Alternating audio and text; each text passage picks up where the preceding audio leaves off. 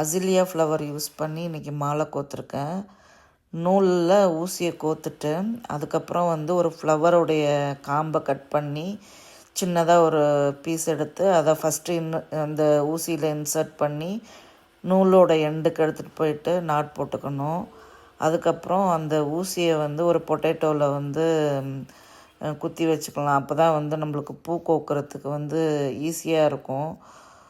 அதுக்கப்புறம் பார்த்திங்கன்னா ஒரு டைமில் ஒவ்வொரு ஃப்ளவராக நம்ம கோத்துட்டு வரும் பொழுது ரவுண்டாக கோத்துட்டு வரணும். அப்போ தான் அந்த ரவுண்ட் ஷேப் கிடைக்கும். ஸோ ஒரு பூக்கு மேலே இன்னொரு பூ அந்த மாதிரி மாற்றி மாற்றி ரவுண்ட் ஷேப்பாக கோத்துட்டே வரணும். ஸோ 2 கலர் யூஸ் பண்ணி நான் இன்றைக்கி மாலை கோத்துருக்கேன்.